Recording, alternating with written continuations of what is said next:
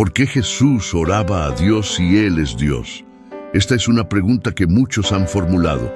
Cuando leemos los evangelios, vemos que Jesús a menudo se retiraba para orar. Por ejemplo, en el libro de Lucas se nos dice, pero Él se retiraba a lugares desiertos para orar. Lucas 5:16. Si Jesús es Dios, ¿no estaría dialogando consigo mismo? Es una pregunta justa y curiosa que nos invita a explorar las profundidades de la humanidad y la naturaleza divina de Jesús. Existe un solo Dios, que existe eternamente como tres personas distintas, el Padre, el Hijo y el Espíritu Santo. Esto no significa que haya tres dioses, sino más bien un solo Dios y tres personas. Al igual que el agua puede ser hielo, líquido o vapor, y seguir siendo agua. Dios es Padre, Hijo y Espíritu Santo, y sigue siendo un solo Dios. Pero el Consolador, el Espíritu Santo, a quien el Padre enviará en mi nombre, Él os enseñará todas las cosas y os recordará todo lo que yo os he dicho. Juan 14:26. Aquí, Jesús habla del Espíritu Santo como una persona distinta, enviado por el Padre y actuando en el nombre de Jesús, mostrando la unidad y los roles distintos dentro de la Trinidad. Dentro de esta comprensión, surge una pregunta que ha desconcertado a muchos. Si Jesús es Dios, como parte de la Trinidad, ¿por qué necesitaba orar? Esta pregunta va al corazón del ministerio y la misión terrenal de Jesús. Jesús, siendo completamente Dios y completamente hombre, dedicó tiempo a la oración. Analizaremos cómo sus oraciones revelan su relación con el Padre, cumplen su papel en la tierra y nos enseñan sobre la naturaleza de la comunicación con Dios.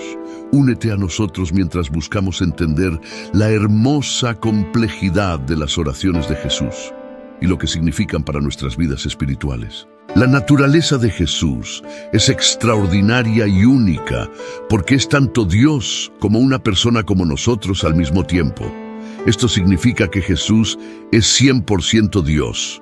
Puede hacer cosas que solo Dios puede hacer, como realizar milagros especiales y rescatar a las personas de manera única.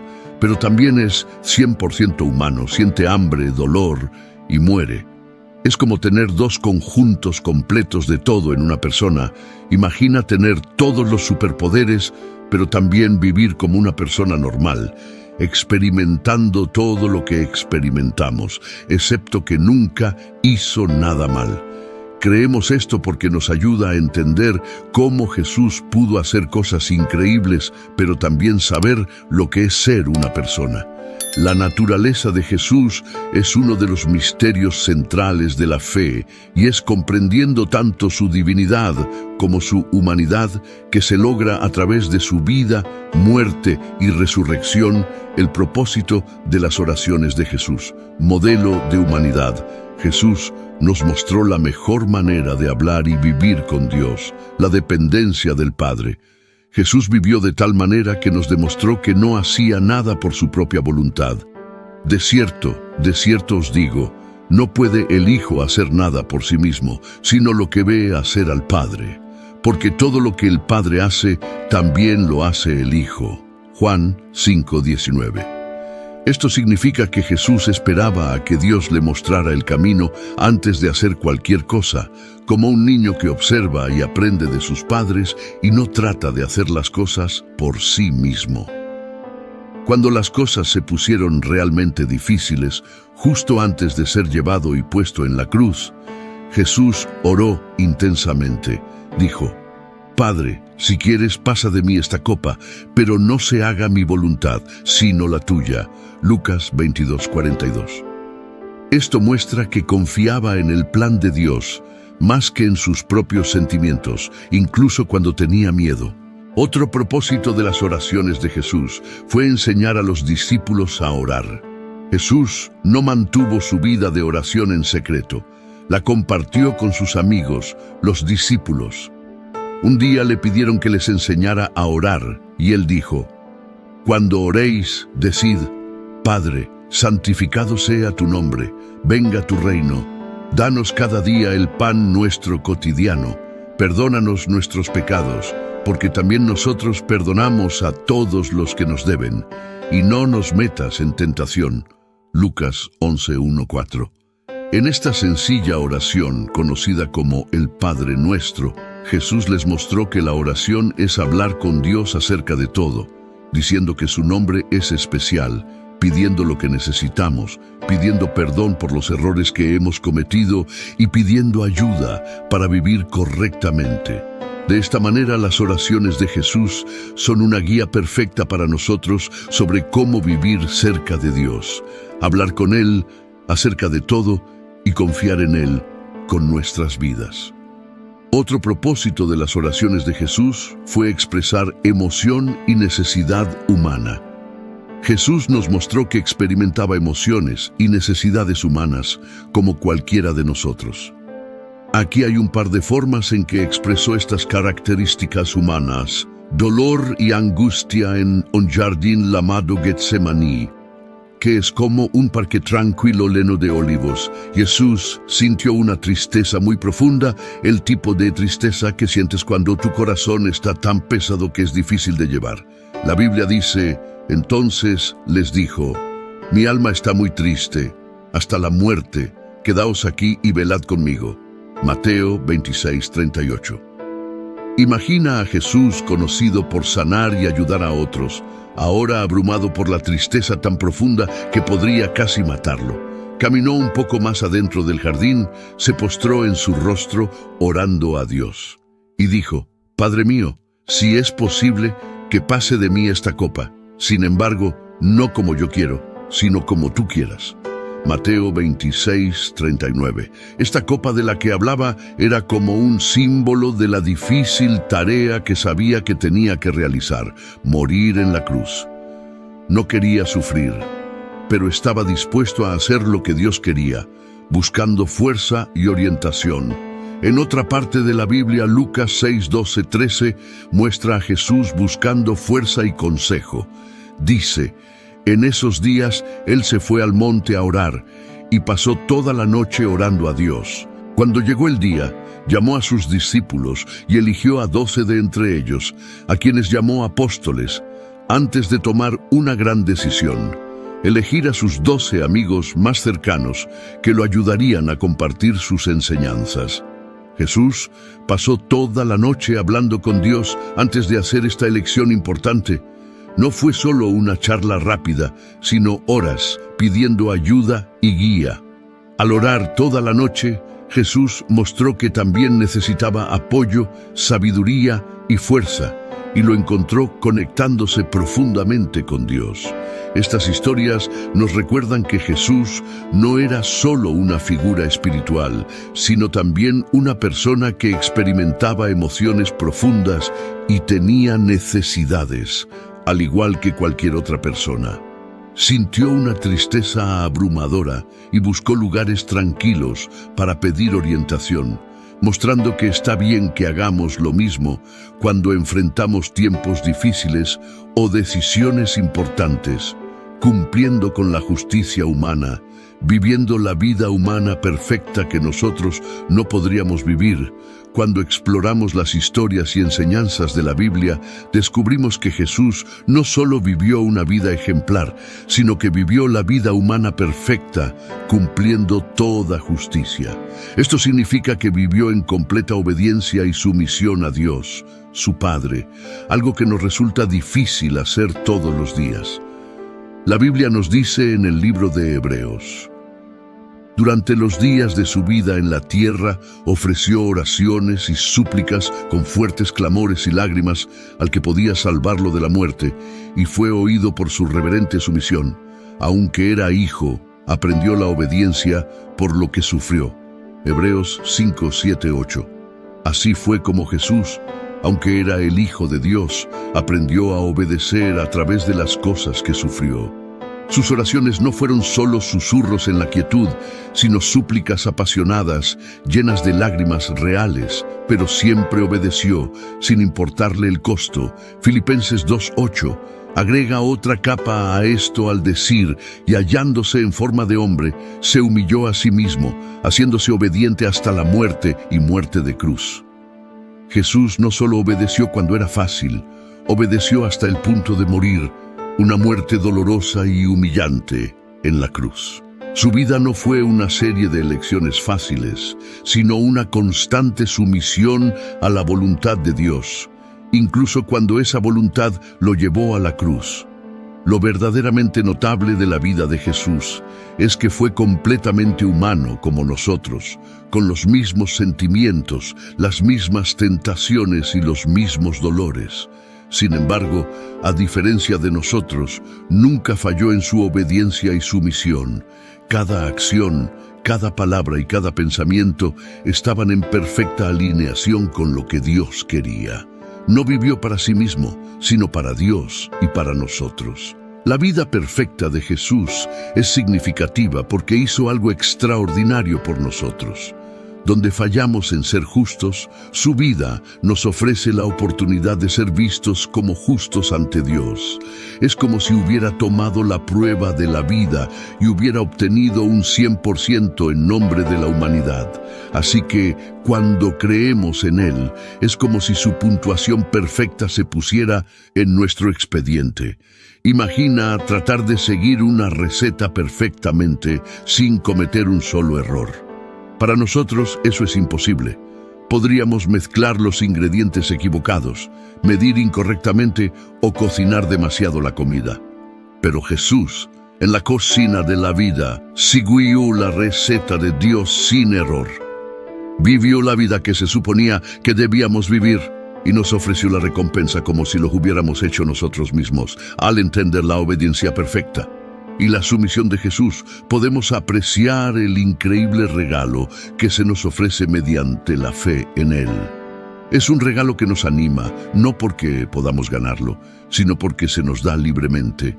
Un testimonio de la vida perfecta que vivió en nuestro nombre. La importancia de la oración en la vida de Jesús no fue solo algo que hacía por deber religioso o como una exhibición pública. Era tan natural y esencial como respirar, una línea vital con su Padre para mantener la comunión. Para Jesús, la oración era sobre mantenerse conectado, era como el vínculo inquebrantable entre un hijo y un padre.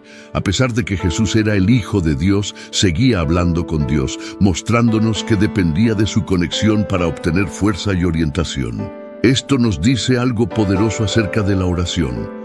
No se trata de pedir cosas, sino de mantener nuestra relación con Dios fresca y viva. Mira lo que sucedió justo después de que Jesús fue bautizado.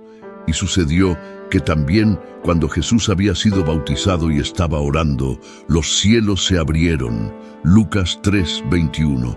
En este momento el cielo mismo pareció descender, afirmando esta profunda relación. Jesús estaba en contacto constante con su Padre y fue durante estas conversaciones que sucedieron cosas increíbles. Se tomaron decisiones, se dio fuerza y se compartió amor. Un acto de amor y confianza dentro de la Trinidad. La oración también fue un acto de amor y confianza dentro de la Trinidad. Padre, Hijo y Espíritu Santo. Incluso siendo Dios, Jesús expresó su confianza en el Padre a través de la oración. Por ejemplo, cuando estaba a punto de resucitar a Lázaro de entre los muertos, dijo: Padre, te doy gracias porque me has oído. Yo sabía que siempre me escuchas. Juan capítulo 11, 41, 42. El agradecimiento no era un mero espectáculo, era el Hijo hablándole al Padre, confiado en que era escuchado, un intercambio íntimo de confianza y amor.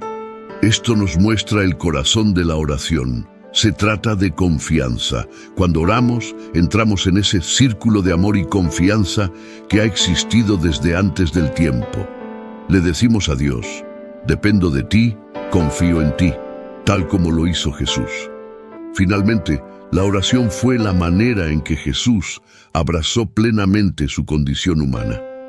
La encarnación es una palabra elegante para describir a Dios haciéndose hombre en Jesús. En Él no fue simplemente Dios vistiendo un traje humano. Se convirtió plenamente en uno de nosotros, y parte de ser humano es reconocer que no somos todopoderosos, que necesitamos ayuda, que necesitamos a Dios. Jesús lo demostró cuando la vida se volvió difícil. Antes de ser arrestado, fue a orar en un jardín llamado Getsemaní.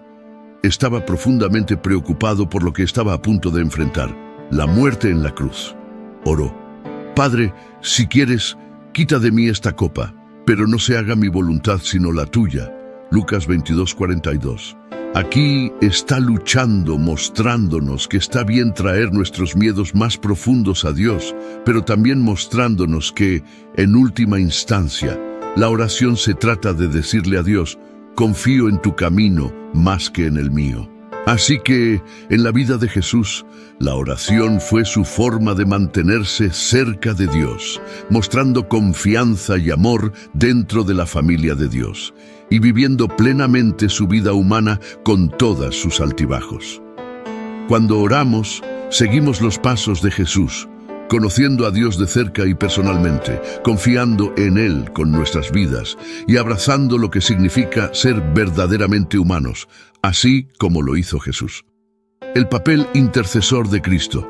Jesús orando por otros, específicamente en el libro de Juan 17:9-23, encontramos un momento muy conmovedor cuando Jesús, llamado el Hijo de Dios, habla con su Padre en nombre de sus amigos, que incluyen no solo a los discípulos que estaban con él en ese momento, sino a todos nosotros que creeríamos en él en el futuro.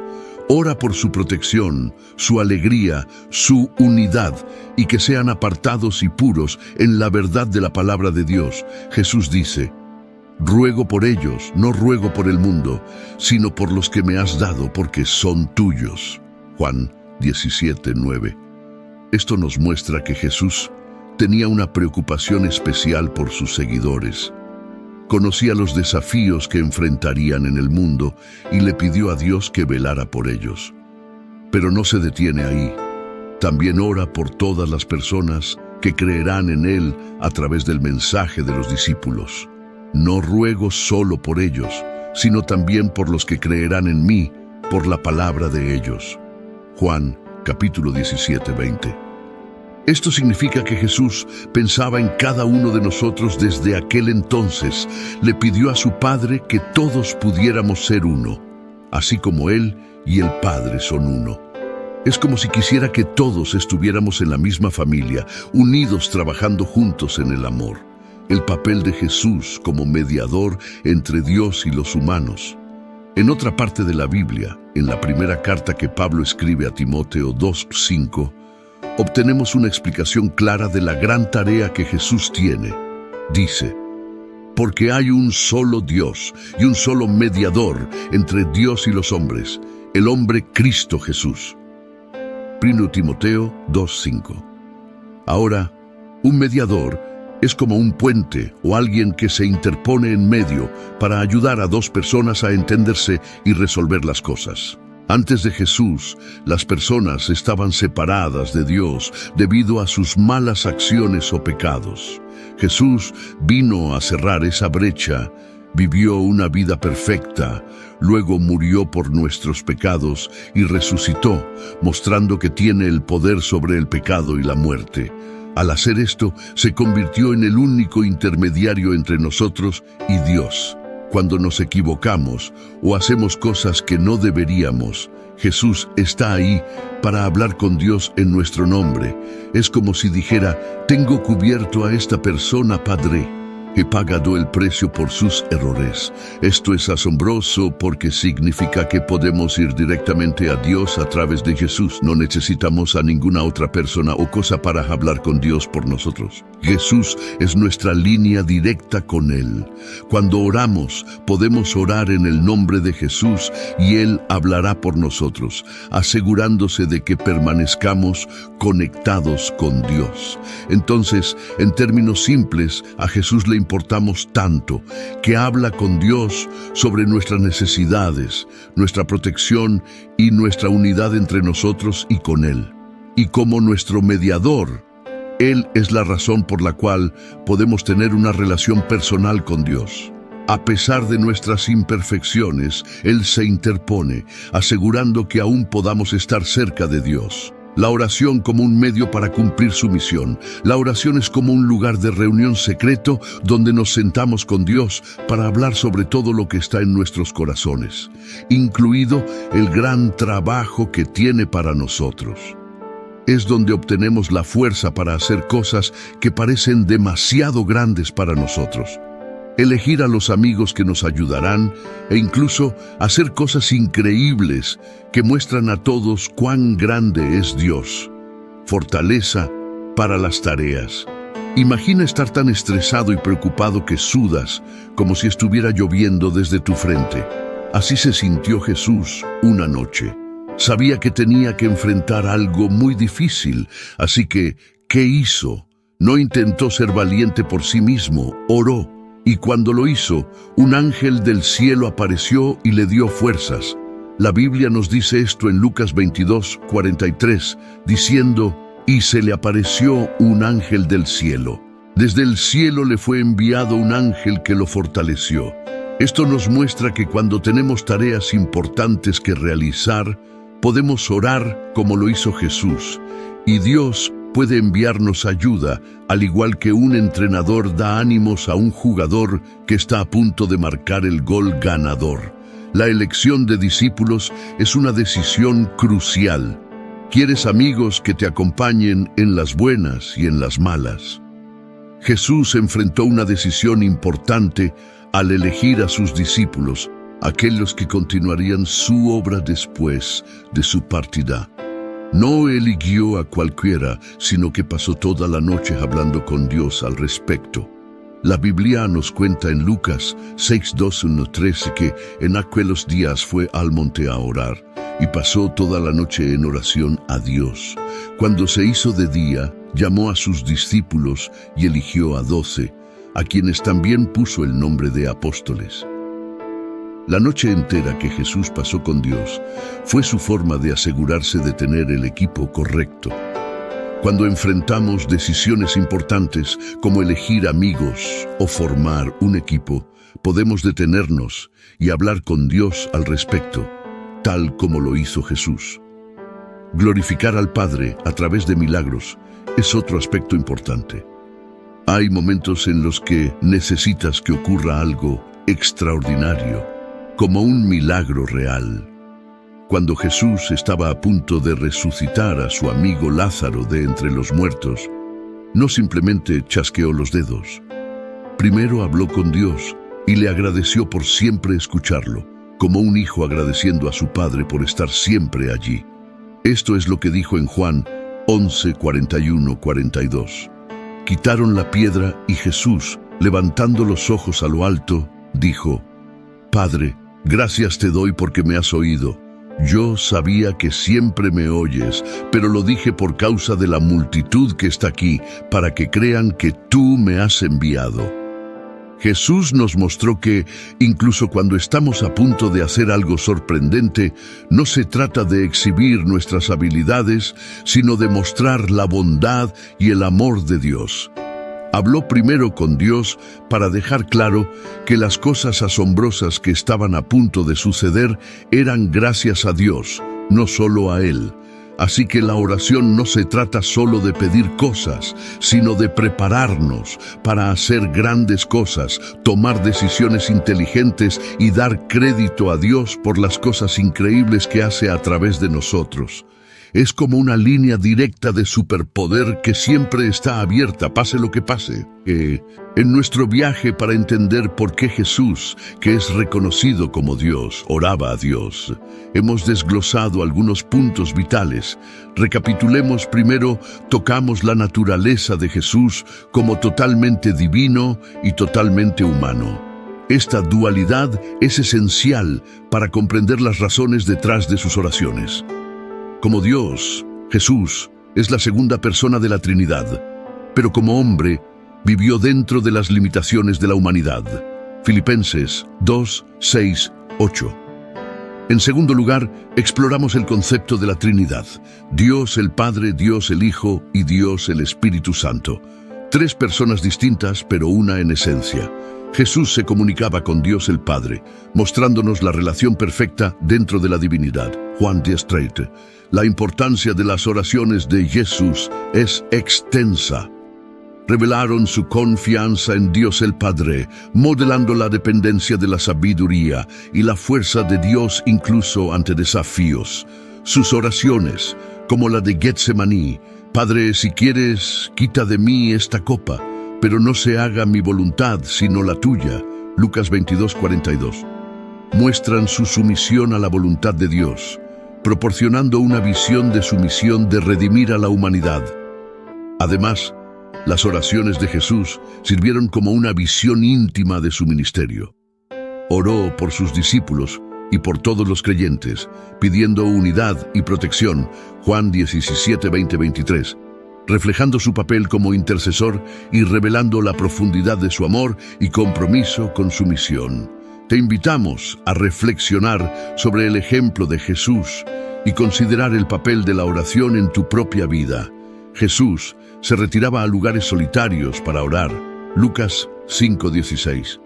Siendo el Hijo de Dios, vio la necesidad de orar, y cuanto más nosotros, sus seguidores, necesitamos cultivar una vida de oración.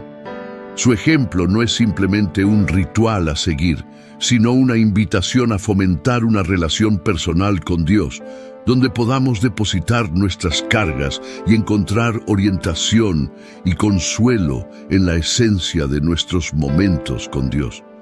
Recuerda que la oración es un regalo, un diálogo y una ofrenda de paz en la que puedes participar. Mientras reflexionas sobre la vida de Jesús, considera cómo tu propia vida de oración se alinea con su ejemplo. Que su vida te inspire a buscar a Dios sinceramente, a escuchar y hablar, a pedir y someterte, y a través de esto, que llegues a conocer el profundo amor y la presencia de Dios en tu caminar diario. Oremos. Padre Celestial, venimos a ti en humilde adoración, reconociendo tu sabiduría infinita y la profundidad de tu amor, que a menudo supera la comprensión humana. Mientras contemplamos la vida de Jesús, tu Hijo y nuestro Salvador, nos encontramos reflexionando sobre el misterio de sus oraciones hacia ti. Señor, reconocemos que en las oraciones de Jesús vemos el reflejo perfecto de humildad y dependencia. Así como Él se volvía hacia ti, también alzamos nuestros ojos y corazones en oración, buscando orientación, fuerza y una relación más cercana contigo. En los momentos en que luchamos por entender las complejidades divinas, pedimos por una fe sencilla y infantil que confíe en tu bondad y tu plan. Enséñanos, oh Dios, a emular a Jesús en su actitud orante, sabiendo que incluso siendo Dios, se inclinaba en comunión contigo, y estamos invitados a ese sagrado espacio de conversación e intimidad contigo a través de su ejemplo. Que podamos comprender la importancia de la oración como un medio para expresar nuestro amor, nuestras necesidades y nuestra gratitud en nuestras vidas diarias. En los momentos en que enfrentamos nuestras propias pruebas y alegrías, recordemos el ejemplo de Jesús para que en cada momento, ya sea de triunfo o prueba, recurramos a ti en oración, tal como Él lo hizo. Que su vida nos recuerde que en nuestras debilidades encontramos tu fortaleza, en nuestras preguntas encontramos tu sabiduría y en nuestra soledad encontramos tu consuelo. Ven con tu presencia y bendición, otorgándonos la paz que proviene de saber que siempre estás a nuestro alcance, escuchando los anhelos susurrados de nuestros corazones. Fortalécenos con el mismo espíritu que estaba en Cristo Jesús, para que en cada circunstancia encontremos el valor de decir, no sea mi voluntad, sino la tuya. En el santo nombre de Jesús oramos. Amén. ¿A dónde fue Jesús después de su muerte? ¿Al infierno Hades o al cielo? Jesús estaba a punto de emprender el viaje más increíble que dejaría asombradas a las personas durante siglos, pero las puertas de ese viaje eran la cruz. El libro de Lucas cuenta la historia del viaje final de Jesús hacia su muerte, desde su oración en Getsemaní, donde su fe en Dios se confirmó, hasta la cruz, donde Jesús dijo, «Todo está consumado». En la cruz inclinó la cabeza y entregó su espíritu antes de ser retirado y enterrado en una tumba cercana. Su cuerpo sin vida permaneció en la parte superior de la cruz hasta que finalmente fue retirado. Por otro lado, su espíritu estaba en otro lugar. ¿A dónde fue su espíritu? ¿Fue al infierno o al cielo? Existe cierta controversia sobre el paradero de Jesús, o más específicamente, la ubicación de su espíritu durante los 3 días entre su muerte y resurrección. En la discusión sobre dónde estaba Jesús durante esos 3 días, se menciona otro pasaje que es 1 Pedro 3, 18, 21. Estos versículos constituyen uno de los textos más desconcertantes e intrigantes del Nuevo Testamento. Jesús es la personificación de lo que significa sufrir por hacer el bien con la intención de llevarnos a Dios y restaurar nuestra relación rota y muerta con Él. Él, siendo justo, sufrió por todos nosotros, que somos injustos. El objetivo de todo esto era llevarnos a Dios. De hecho, Cristo murió por los pecados de una vez por todas, el justo y recto por el injusto e inicuo, el inocente por el culpable, para llevarnos a Dios. Había sido puesto a muerte en la carne, pero vivificado en el Espíritu. En el Espíritu, Él también fue y predicó a los espíritus ahora en prisión, que en otro tiempo desobedecieron cuando la gran paciencia de Dios esperaba en los días de Noé, durante la construcción del arca. En ella, unos pocos, es decir, 8 personas, la familia de Noé, fueron llevadas a salvo a través del agua, lo que corresponde a nuestro bautismo, que no es la eliminación de la suciedad del cuerpo, sino un llamado a Dios para tener una conciencia buena y clara, demostrando lo que creemos que es nuestro a través de la resurrección de Jesucristo. A pesar de que Jesús murió en su cuerpo, el Espíritu Santo pudo resucitarlo de entre los muertos a través del sufrimiento divino. Jesús predicó a los espíritus en prisión con la ayuda del Espíritu Santo. Parece que esto se hizo después de que Jesús muriera, pero antes de que resucitara de entre los muertos. Jesús realmente predicó a los espíritus en Hades. Sí, es correcto. Se considera que Hades es el reino de los muertos y Jesús aparentemente fue allí a entregar su mensaje. Es bastante fascinante pensar en ello, ¿verdad? Leemos predicar a los espíritus en prisión. ¿Alguna vez te has preguntado quién tiene la autoridad y el poder supremos en este mundo? No importa cuál sea tu respuesta, la Biblia tiene una respuesta clara. Incluso aquellos que están bajo la tierra, profundo bajo la tierra, deben reconocer a Jesús como su Señor Supremo. Es una declaración poderosa que nos recuerda el poder y la autoridad supremos que tiene Jesús. Domina sobre todas las cosas. Es un pensamiento que nos humilla, pero también nos brinda esperanza y consuelo al saber que tenemos un Señor amoroso y poderoso que tiene el control de todo. Filipenses 2:10. Así, en el nombre de Jesús, toda rodilla se doblará en sumisión, ya sea en el cielo, en la tierra o debajo de la tierra. Contemplamos la totalidad absoluta de la creación, reconociendo la superioridad sin igual de Jesucristo. Leemos acerca de aquellos que están debajo de la tierra. Cierra los ojos e imagina un mundo donde los difuntos que descansan en el seno de la tierra pueden ser despertados a la vida una vez más por el poderoso poder de Cristo. Suena como una escena directamente sacada de una novela cautivadora, ¿verdad? Toda rodilla debería doblarse, toda lengua debería confesar. La combinación de lenguas confesando y rodillas doblando da testimonio de la completa sumisión a Jesús, tanto en palabra como en acción, y es algo que se requiere de todos. Imagina una escena donde personas de todas las clases se reúnen, sus lenguas confesando y sus rodillas doblando en completa sumisión a Jesús. Es una imagen poderosa que habla de una conexión profunda, una creencia unificada y una fe inquebrantable. Todos estamos obligados a entregarnos completamente a Él, no solo en palabras, sino también en acciones. Esta idea de rendición total a Jesús es tanto humillante como empoderadora, y es algo que puede inspirarnos a todos a vivir vidas más significativas debido a la totalidad de este reconocimiento de la deidad de Jesús. Debido a la totalidad de esta afirmación de la deidad de Jesús, numerosas personas imaginan que esto tendrá lugar formalmente después del juicio final, cuando todas las criaturas en el cielo e infierno se vean obligadas a arrodillarse y declarar que Jesucristo es el Señor. La identidad de los espíritus aquí, los espíritus en prisión, está claramente identificada. ¿Quiénes eran? Aquellos que fueron desobedientes en los tiempos de Noé. ¿Cuándo fueron desobedientes? En los tiempos de Noé.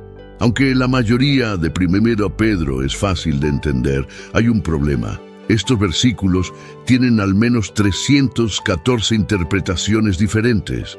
Como dice la Escritura, Jesús fue resucitado de entre los muertos por el poder del Espíritu Santo, con el cual fue y predicó a aquellos que fueron desobedientes en los días del diluvio de Noé. Unas pocas versículos después, Pedro dice: por eso se les anunció la buena nueva aún a los muertos, para que, aunque sean juzgados en la carne como los hombres, vivan según Dios en el Espíritu. 1 Pedro 4:6. Aunque todas las demás escrituras indican que es imposible, algunos han utilizado erróneamente este texto para respaldar la enseñanza de más oportunidad de redención en la vida después de la muerte. La muerte sella nuestro destino. La muerte marca el comienzo de un abismo inmenso, pero aquí, aparentemente, Jesús predicó a aquellos que habían muerto.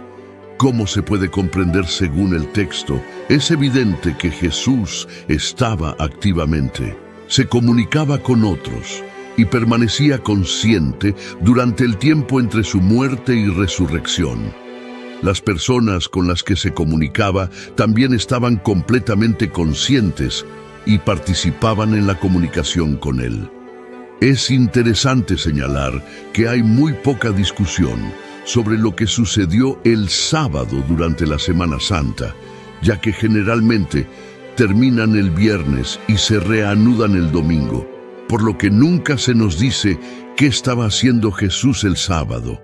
Es una creencia común que Jesús estuvo inactivo e inconsciente después de su muerte y antes de su resurrección, ya que su cuerpo permaneció en la tumba. Sin embargo, es importante señalar que a pesar de su muerte física, su espíritu seguía muy vivo después de su fallecimiento. Fue al mundo de los muertos y predicó allí. Puedo imaginar a Pedro encontrándose cara a cara con Jesús en el primer domingo de Pascua y preguntándole a Jesús: ¿dónde demonios has estado? En respuesta, Jesús le dice que no ha estado en la tierra, sino en Hades, que es el mundo de los muertos. Pedro podría haber preguntado: ¿qué demonios o qué en Hades has estado haciendo allí? Jesús le cuenta a Pedro que estaba predicando a aquellos que se ahogaron en el diluvio de Noé. La muerte separa el espíritu y el cuerpo. En menos de una semana, Jesús experimentó las 3 etapas, siendo un espíritu encarnado, muriendo en la cruz y encomendando su espíritu a Dios, y finalmente su cuerpo siendo puesto en la tumba.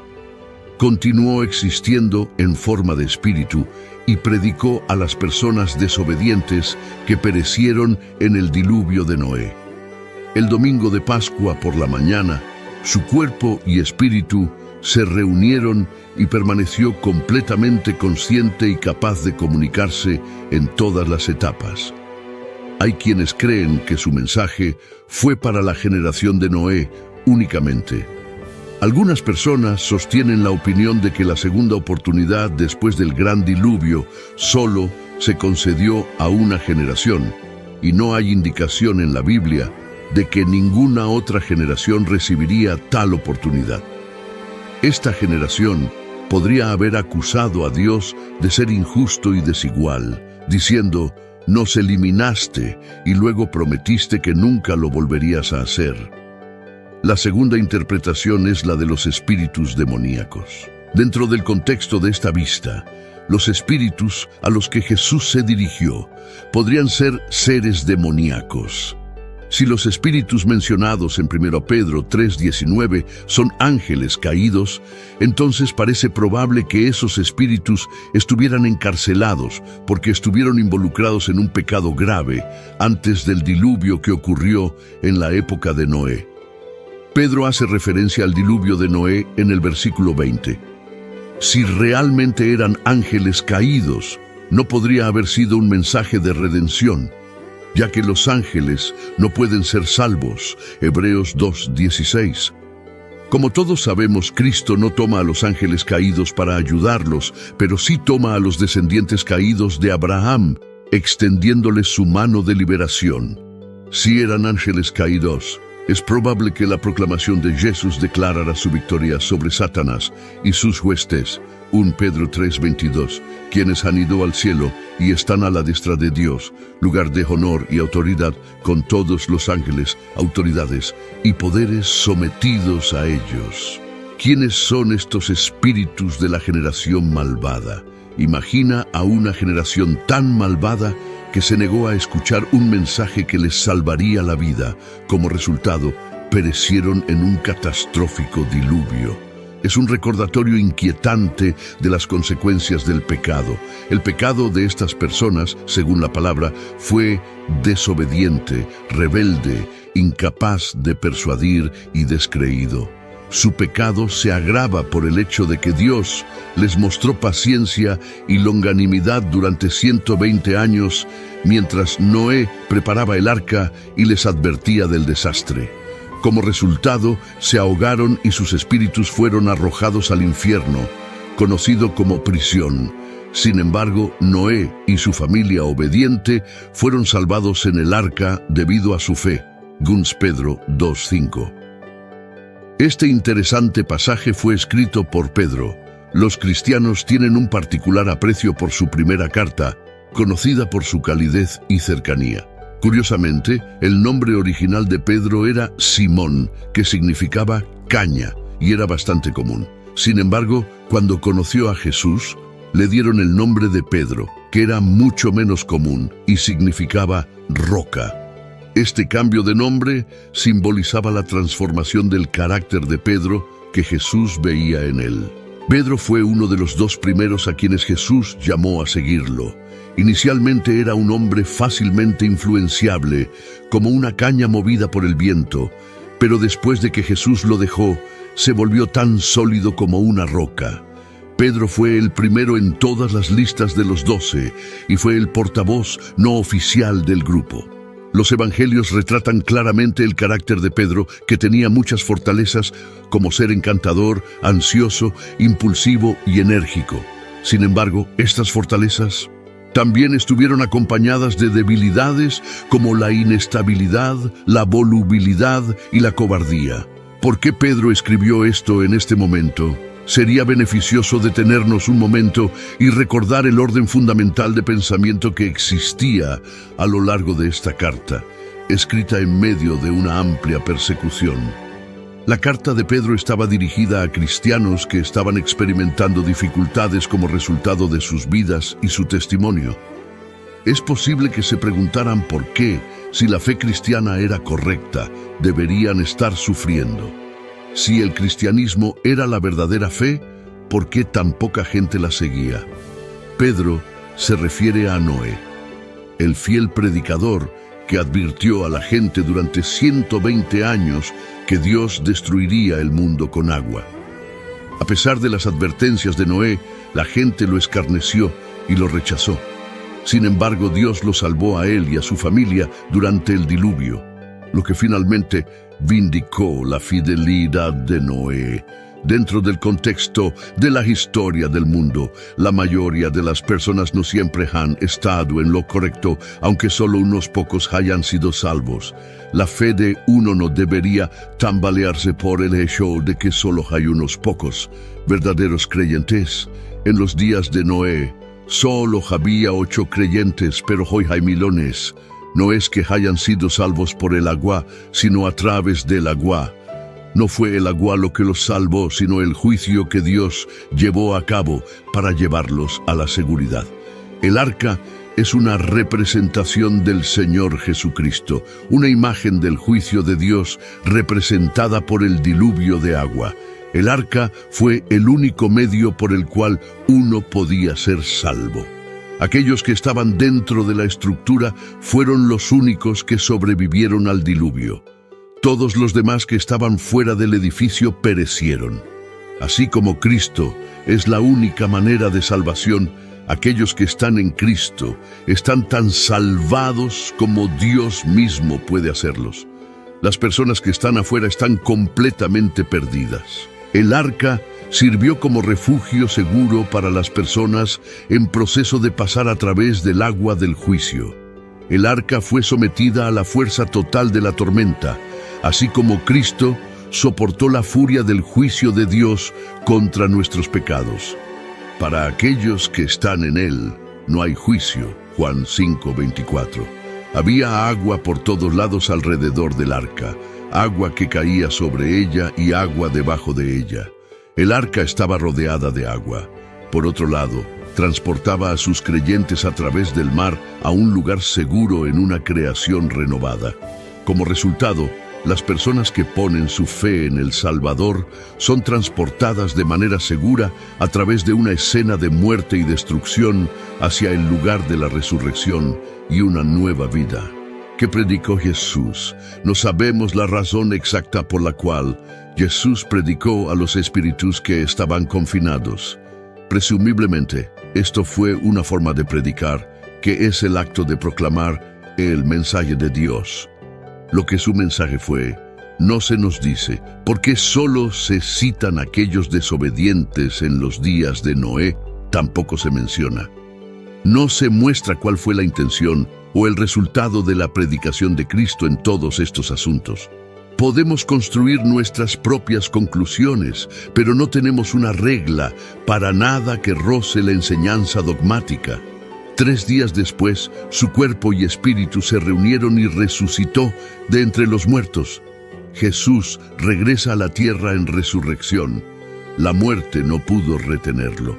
La resurrección de Jesucristo es la primera vez en la historia humana que alguien ha resucitado de entre los muertos y nunca volverá a experimentar la muerte.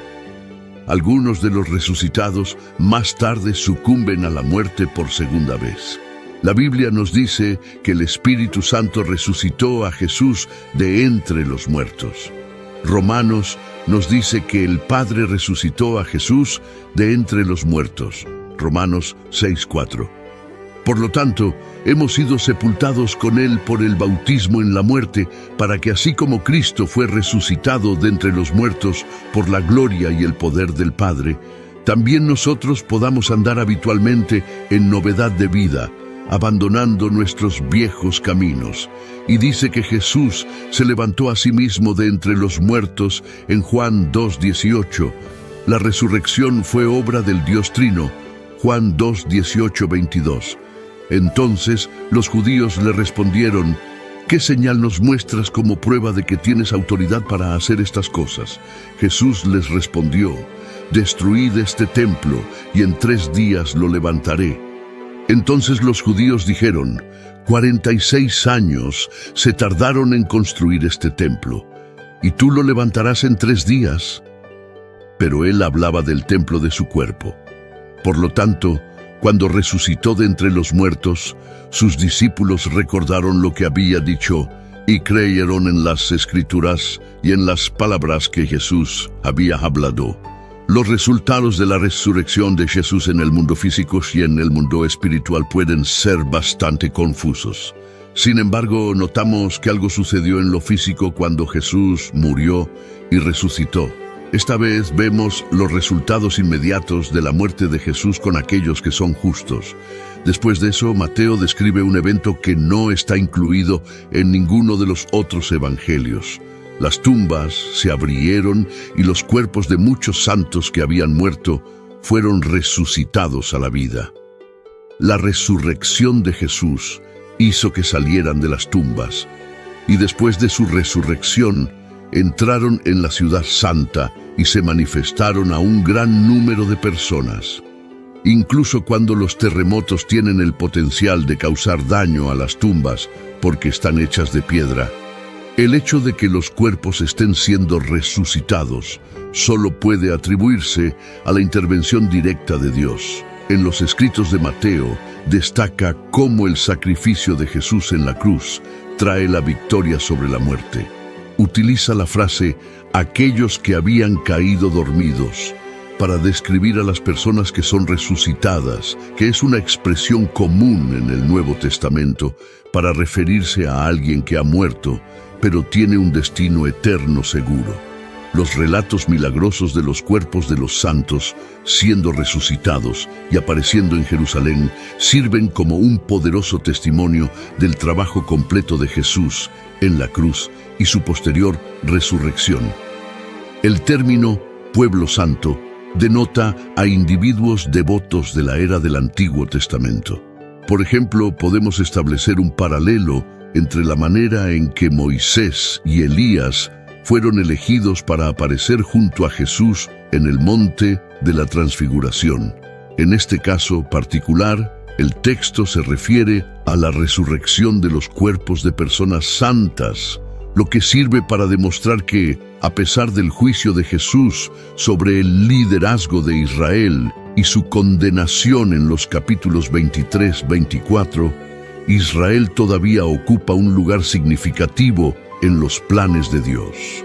En los escritos de Ezequiel se profetizó que el Señor Supremo devolvería a la vida a aquellos que habían fallecido en un valle donde incluso los huesos se habían convertido en polvo. Ezequiel 37, 11, 14. Entonces me dijo: Hijo de hombre, estos huesos son toda la casa de Israel. He aquí, dicen, nuestros huesos se han secado y pereció nuestra esperanza. Nosotros mismos estamos completamente cortados. Por tanto, profetiza y diles: así dice el Señor Dios. He aquí, abro vuestros sepulcros, y os hago subir de vuestros sepulcros, pueblo mío, y os traigo a la tierra de Israel. Entonces sabréis que yo soy el Señor, cuando abra vuestros sepulcros, y os haga subir de vuestros sepulcros, pueblo mío, y pondré mi espíritu en vosotros, y viviréis, y os pondré en vuestra tierra. Entonces sabréis que yo, el Señor, he hablado y lo he hecho, dice el Señor. Mateo deja este evento sin adornos, porque su significado es claro. Derek Tidball relaciona la resurrección de estos santos como un anticipo de la resurrección a la que todos los creyentes pueden anticiparse. A través de la muerte de Jesús ha llegado un nuevo día, un día en el que la muerte ha sido vencida por la muerte y la resurrección a la vida eterna ha sido posible. Mateo no responde a todas las preguntas que nos gustaría que se respondieran sobre estos eventos milagrosos, pero al narrarlos, presenta un testimonio unificado de la confirmación sobrenatural de la identidad de Jesús. ¿Dónde está Jesús ahora? ¿Dónde reside Jesús? Encontramos la respuesta a esto después de la resurrección. Jesús le dijo a los discípulos que no quería que sus corazones se preocuparan por todo esto, aunque era legítimamente preocupante para ellos. Juan 14, 1, 2. No se turbe vuestro corazón, creéis en Dios, creed también en mí. En la casa de mi Padre muchas moradas hay. Si así no fuera, yo os lo hubiera dicho. Voy pues a preparar lugar para vosotros. El pensamiento parece ser: me voy y no podréis verme, pero que vuestro corazón no se turbe. Creéis en Dios, creed también en mí de la misma manera. Aquí hay otra afirmación importante de igualdad con Dios. Juan 14, 2, 4. En la casa de mi Padre muchas moradas hay. Si no fuera así, yo os lo hubiera dicho, porque voy a preparar lugar para vosotros. Y si me voy y preparo lugar para vosotros, vendré otra vez y os tomaré a mí mismo, para que donde yo estoy, vosotros también estéis. La casa del Padre se refiere al cielo, donde hay muchas moradas. Es lo suficientemente grande para acomodar a todos los redimidos. Si no fuera así, el Señor se los habría dicho. Voy a preparar lugar para vosotros. Significa que el Señor va delante y hace preparativos para su venida, porque los ama y está seguro de que vendrán. Me voy. Habla de la propia planificación e iniciativa de Jesús. No lo llevaron a la cruz. Él fue allí. Pensaban que su muerte era una calamidad imprevista. Cristo les enseñó que era el camino de su propia planificación. Volveré otra vez para recibiros a mí mismo. Durante el tiempo de Jesús en la tierra, prometió que volvería por sus discípulos. Esto no solo era en el sentido de su pronta resurrección o la venida del Espíritu Santo. Jesús también tenía en mente la gran reunión de su pueblo al final de los tiempos. No debían pensar que Él había dejado de ser cuando no podían verlo. Solo había ido a otro lugar permanente para preparar su venida, y además volvería para recibirlos. Leemos que donde yo estoy, vosotros también estéis. Todo el enfoque del cielo está en estar unidos a Jesús. El cielo es cielo no por las calles de oro, las puertas de perla o incluso la presencia de los ángeles. El cielo es cielo porque Jesús está allí. Nos consuela saber que, mientras Él nos prepara un lugar, también nos prepara para ese lugar. Este hermoso verso deja claro que el Señor Jesucristo es el mismo el camino al cielo. No solo muestra el camino, Él es el camino. La salvación está en una persona. Acepta a esa persona como tuya y tienes la salvación. El cristianismo es Cristo. El Señor Jesús no es simplemente uno de muchos caminos, es el único camino. Nadie viene al Padre sino por Él. Cristo es el único camino a Dios. No los 10 mandamientos, la regla de oro, las ordenanzas, ni la membresía en la iglesia. Entonces el Señor es la verdad. No es simplemente alguien que enseña la verdad. Él es la verdad. Él es la encarnación de la verdad. Aquellos que tienen a Cristo tienen la verdad. No se encuentra en ningún otro lugar. Cristo Jesús es la vida. Él es la fuente de la vida, tanto espiritual como eterna. Aquellos que lo reciben tienen vida eterna, porque Él es la vida. Leemos: Señor, no sabemos a dónde vas. ¿Cómo, pues, podemos saber el camino? El hecho de que Tomás explicara su confusión de manera tan clara y honesta es algo que deberíamos apreciar. Pensábamos que Jesús simplemente iba a otro lugar, como si fuera a otra ciudad. El cielo es un hogar maravilloso al que vamos. Jesús dijo: voy a preparar lugar para vosotros. En la casa de mi Padre muchas moradas hay. Nuestro hogar, cuando venimos a la casa de Dios, es el hogar, y Jesús está preparando nuestro hogar eterno. El Señor volverá nuevamente al aire, cuando aquellos que han muerto en la fe serán resucitados. 1 Tesalonicenses 4, 13, 18. Pero no queremos que ignoréis, hermanos, acerca de los que duermen, para que no os entristezcáis como los otros que no tienen esperanza. Porque si creemos que Jesús murió y resucitó, así también traerá Dios con Jesús a los que durmieron en Él. Por lo cual os decimos esto en palabras del Señor, que nosotros que vivimos, que habremos quedado hasta la venida del Señor, no precederemos a los que durmieron. Porque el Señor mismo con voz de mando, con voz de arcángel y con trompeta de Dios, descenderá del cielo. Y los muertos en Cristo resucitarán primero. Luego nosotros, los que vivimos, los que hayamos quedado, seremos arrebatados juntamente con ellos en las nubes para recibir al Señor en el aire, y así estaremos siempre con el Señor. En el aire, y así estaremos siempre con el Señor. Por lo tanto, confórtense unos a otros con estas palabras. Jesús hizo planes para que el Espíritu Santo completara la obra que él había comenzado. La Escritura demuestra que la ascensión de Jesús fue un regreso literal y corporal al cielo. Mientras se elevaba lentamente desde el suelo, fue recibido en una nube mientras sus discípulos y otros espectadores asombrados lo miraban con admiración mientras ascendía. Luego aparecieron 2 ángeles y prometieron el regreso de Cristo de la misma manera que lo habían visto irse. Hechos 1:1. Y dijeron: varones Galileos, ¿por qué estáis mirando al cielo?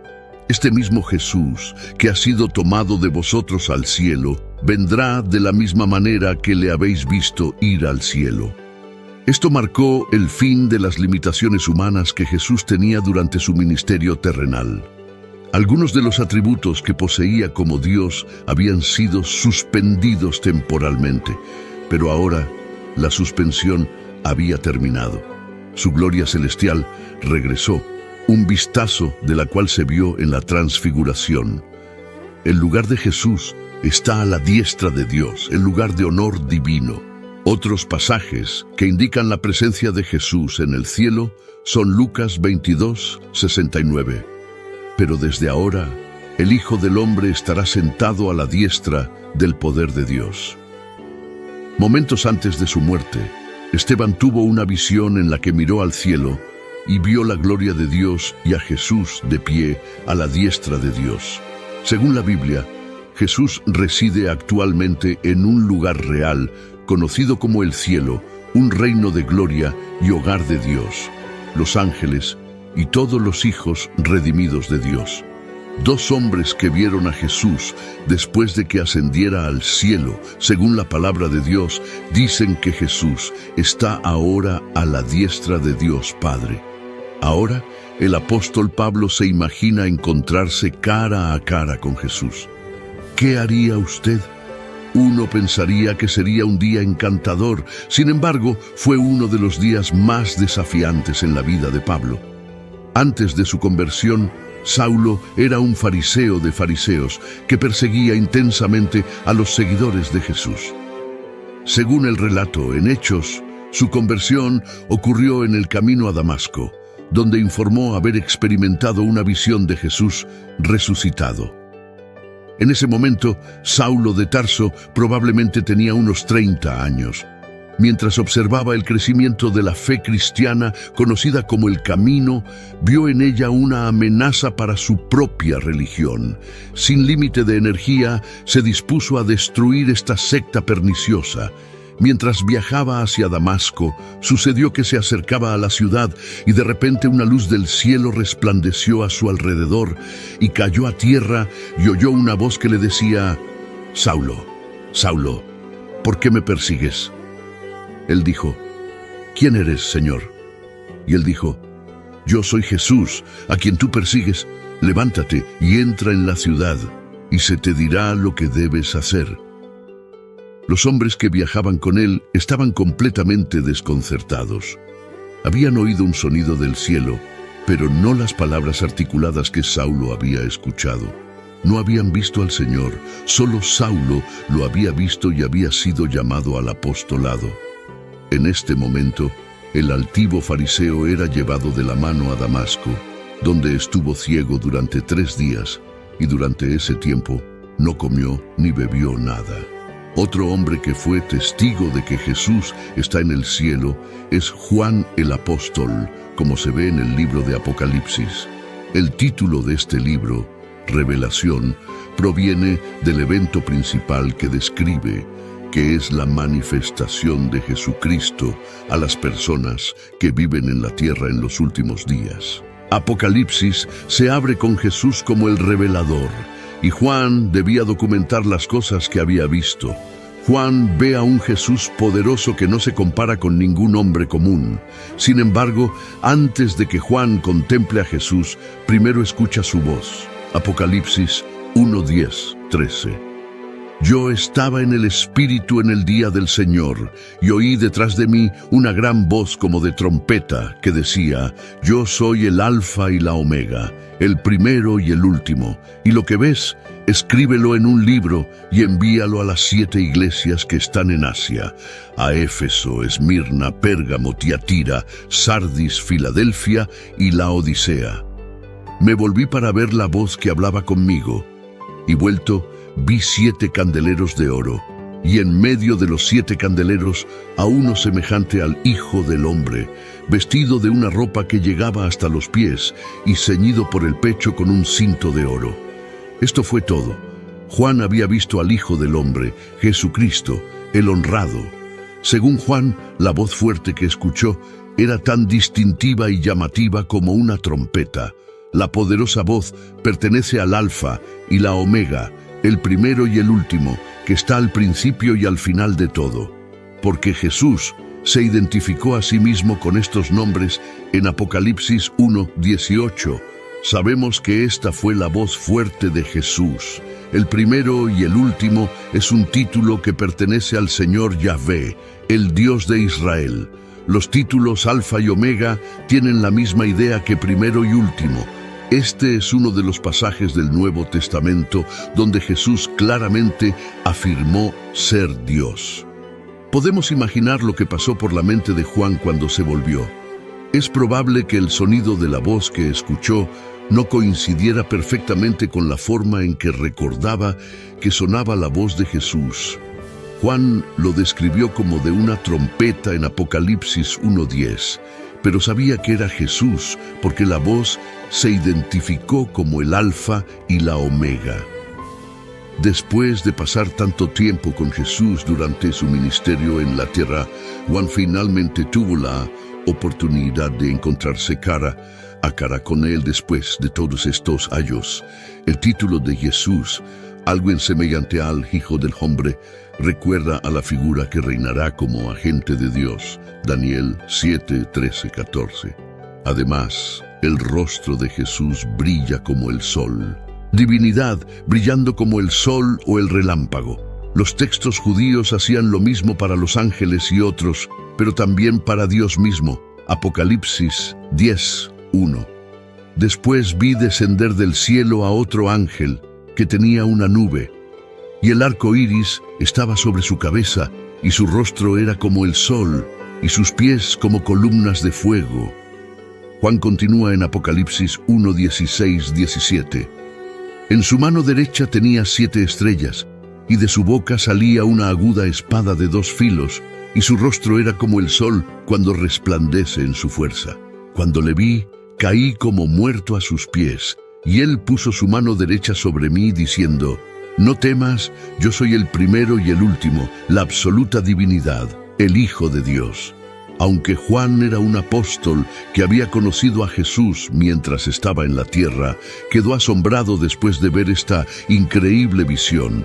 Incluso los 3 años que Juan vivió en la tierra con Jesús no lo prepararon adecuadamente para el momento en que Jesús se le apareció en su majestad celestial. En ese momento, Juan comprendió el poder divino y la majestuosidad que Jesús renunció mientras vivía en la tierra. En este momento, Juan supo qué milagro era que Jesús pudiera ocultar su gloria y autoridad mientras caminaba por esta tierra. Apocalipsis 1:8 presenta a Jesús como el que vive y estuve muerto. Mas he aquí que vivo por los siglos de los siglos, y tengo las llaves de la muerte y del Hades. Jesús consoló a Juan tocándolo compasivamente. Quizás el toque de Jesús se sintió más familiar que su apariencia. Luego, Jesús le dijo a Juan que no tuviera miedo. Juan no tenía razón para tener miedo porque estaba en la presencia de Jesús, que se identificó claramente con 3 títulos. Jesús es el primero y el último, el Dios de toda la eternidad, el Señor de la eternidad pasada y la eternidad futura. Jesús es el que vive y estuvo muerto y vive por siempre jamás. Posee credenciales de resurrección y vive para nunca morir de nuevo. La victoria que Jesús logró sobre el pecado y la muerte es eterna. No resucitó de entre los muertos solo para morir nuevamente. Jesús es el único que posee las llaves del Hades y de la muerte. Algunos creen que el diablo tiene la autoridad o el poder para decidir quién vive y quién muere, pero están evidentemente equivocados, porque solo Jesús tiene las llaves del Hades y la muerte. Jesús posee las llaves de la muerte, y el Cristo resucitado tiene control y autoridad sobre la muerte. Cuando Jesús murió, lo hizo en su propio momento, cuando entregó su espíritu. La noticia de que Jesús ya estaba muerto sorprendió a Pilato, quien tenía autoridad sobre la muerte. Jesús pudo resucitar de entre los muertos después de entregar su espíritu. Además, tiene el poder de liberar a sus seguidores de la muerte para que estén con Él por siempre. La Biblia utiliza con frecuencia la imagen de las llaves como símbolo de autoridad y control. Cualquier persona con una llave maestra para un edificio tiene la autoridad para entrar en cualquier habitación y abrir cualquier puerta en el edificio. En la vida cotidiana, la llave es un símbolo de verdadera propiedad y poder. Cuando el inquilino devuelve la llave al arrendador, el propietario vuelve a tener control y posesión de la casa. Nuestro Señor Jesucristo sigue siendo supremo. La palabra Hades significa el lugar de las almas. Lucas 16:26. Además de todo esto, entre nosotros y vosotros hay un gran abismo fijado, de modo que los que quisieran pasar de aquí a vosotros no pueden, ni de allá pasar acá. Son las llaves de Cristo las que han encerrado a los espíritus perdidos. Cristo conquistó la muerte porque era sin pecado. La maldición sobre la humanidad en el jardín del Edén, traída por el pecado, se declaró claramente. Cristo ha conquistado la muerte y las consecuencias para nosotros son eternas. La victoria de Cristo sobre la muerte es el fundamento de las buenas nuevas del Evangelio. Sin la resurrección no hay evangelio, de hecho, no hay esperanza para nosotros en absoluto. 1 Corintios 15:1-17. Y si Cristo no ha resucitado, vuestra fe es vana, aún estáis en vuestros pecados. Otros profetas llenaron al pueblo de Dios de anhelo porque el Señor algún día aboliría la muerte. Oseas 13:14. Los redimiré del poder del Seol, los redimiré de la muerte. Oh muerte, yo seré tu muerte. Oh Seol, yo seré tu aguijón. Y la compasión será escondida de mis ojos. Isaías 25:8. Aniquilará la muerte para siempre. Enjugará el Señor Jehová toda lágrima de todos los rostros. Quitará el oprobio de su pueblo de toda la tierra, porque Jehová lo ha dicho. La muerte era el arma más poderosa y aterradora del diablo contra nosotros, los creyentes. Pero los creyentes son más que vencedores a través de aquel que los amó. Cristo ha conquistado la muerte, y los creyentes se mantienen firmes en las palabras de Jesús. Es imperativo que no olvidemos que el Padre fue quien le otorgó a Jesucristo el derecho de ocupar esta exaltada posición de autoridad y dignidad como recompensa por lo que ha hecho. Observemos lo que ha recibido a cambio por la humillación que sufrió a manos de los hombres.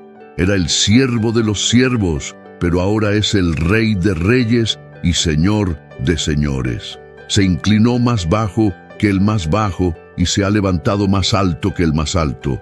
Llevaba la corona de espinas, pero ahora lleva la corona del cielo. Era el siervo de los siervos, pero ahora es el Señor de señores y el Rey de reyes. Adorémoslo. Mientras reflexionamos sobre estas verdades simples pero invaluables, venid y extendamos nuestros tesoros a sus pies y entronémoslo como Señor sobre todo. La verdad es que la gente teme más que nada una cosa, y esa cosa es la muerte, porque para el mundo la muerte es un desconocido. Las personas no salvas sienten miedo cuando consideran lo que les espera. ¿Tendré que rendir cuentas de lo que he hecho o de lo que no he hecho? ¿Arderé en el infierno para siempre o alcanzaré un estado de bienaventuranza eterna? Y no se dejen engañar. El infierno es real, ya sea que la mayoría de la gente lo admita o no. La muerte cambia las vidas de las personas. Después de nuestras vidas en la tierra, los cristianos caminarán en una marcha victoriosa siguiendo a Cristo. No hay razón alguna para tener miedo para cualquier persona que crea en Cristo. Esto debería hacernos decir: adorémoslo, el que tiene las llaves del infierno y de la muerte. Venimos ante su presencia con acción de gracias y nos alegramos en él con cánticos.